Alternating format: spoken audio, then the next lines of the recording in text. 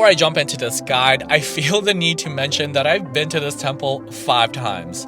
Yeah, that's right, 5 times. I'm bringing this up not to boast about it, but to share with you how amazed I am by this temple that I keep going back. Every time I visit it, it somehow left me speechless, even though I've seen it many times before. It's one amazing temple. I've been to many temples in Southeast Asia, and this is surely one of its kind. So being that I've been to Angkor Wat multiple times, it's only right to share with you some of the insights and tips when visiting this beautiful temple.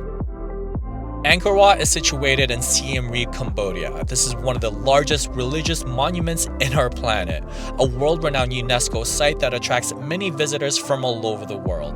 When it was built, it was meant to be a Hindu temple dedicated to the god Vishnu from the Cambodian Empire. Later in the 12th century, it was transformed into a Buddhist temple. The construction of the temple is at the highest caliber of this country's architecture, a very important part of Cambodia that it became a symbol for the entire nation. It has been estimated that over 2 million tourists visits Angkor Wat every year. Having said that, as you can probably figure out by now, there will be a lot of visitors no matter which time of the year you plan to see it. It's also inevitable that there will be plenty of people no matter which time of the day it is, right from the get-go, once the temple opens and once it closes. What I can tell you is the best time when it's quote-unquote less crowded, as well as where you should be in the temple and so much more. So continue watching this video to get some insights from someone who has been in the temple 5 times. Before we get this video going though, you already know what to do. Subscribe to my channel if you haven't done so yet, and give this video a big thumbs up to show some love. During my first time here, I had bought the 3-day pass, which cost $40 US or 54 Canadian dollars. I had experienced both the sunrise and the sunset. The second time I was in Cambodia, I had bought a 1-day pass, which cost $20 US or roughly around 27 Canadian dollars.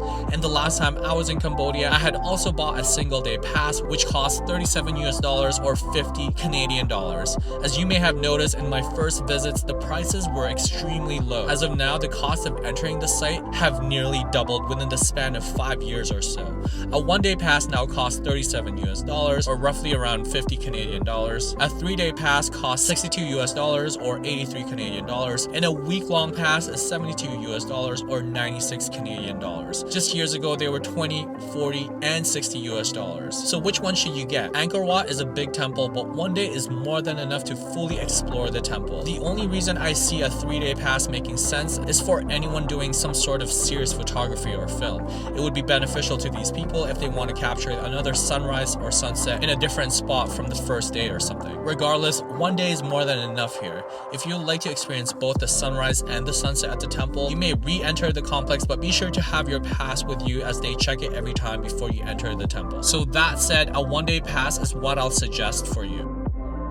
In terms of which time is the best, as I mentioned, there will be plenty of people from start to finish, from 5 AM to 6 PM. But it's less crowded first thing in the morning. Also, waking up bright and early just makes seeing this temple more magical first thing in the morning. The sun rising over the temple is a view you cannot miss. If you're a morning person, great. If you're not, I would still highly suggest you do the sunrise, and you may thank me later. If you could do both, go for it, but if I had to choose one, I definitely prefer sunrise more. Also, when you're catching the sunrise, the best spot is inside. Many people stop once they get their passes checked to see the sunrise. You want to continue walking past the first entrance and then go to the right. You will see a lot of people waiting close to a pond. This is where you want to be for the sunrise. As the sun rises, you will see an awesome reflection of the temple, making your sunrise experience that much more majestic. People will also be watching on the left side from where you entered. There's typically more people on this side than the right side, but both sides for me are prime spots for catching the sunrise. But getting in position is key, of course, so do try to come here as early as possible. Once the sun had risen, more people will pass through the gates.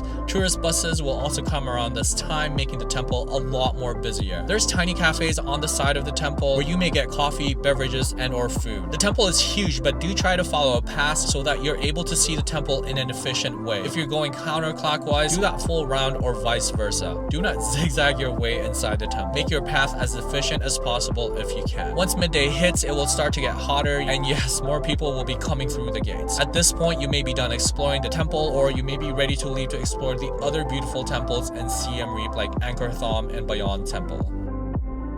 Get lots of rest the day before, as you will be waking up bright and early the next day. The official opening hours of the temple is 5 a.m., but there were many times I've entered between 4:30 a.m. to 5 a.m. Depending on where you're staying, you need to wake up just before 4 a.m. And before entering the temple, you need to go to the ticket counter first. Then most likely your tuk-tuk driver for the day, if you've hired one, will take you to the entrance of the temple. There are plenty of ways to get to Angkor Wat. You could do so by renting a bicycle, which I've done, or hire a tuk-tuk, which I've also done, to take you to the temple. Getting a tuk-tuk would be my preferred method. If you have a couple of people, the fare can be split between X amount of people in your group. Any locals in Siem Reap is sure to know someone who can do this for you, so ask around or even go to the streets and talk to tuk-tuk drivers yourself. In addition, many tuk-tuk drivers will take you to other temples, as I mentioned, but there are no set prices for these tours as they vary. My suggestion is to go on the streets and start bargaining with tuk-tuk drivers so you have an idea, but pay no more than $20 and ensure that they take you to the other temples in Siem Reap after Angkor Wat. Make sure you pay at the end of your trip and not in the beginning. If you don't feel comfortable setting all of this up, just ask the front reception of the place you're staying in, whether that's a hostel or a hotel, and they could set everything up for you, but this is the most common way to get around the temples in Siem Reap. This is a Buddhist temple, a sacred site, so do wear proper attire. That means covering your shoulders and kneecaps. Consume lots of water and stay hydrated. It gets super hot throughout the day, so don't forget your sunscreen. Well, that wraps up my guide to Angkor Wat.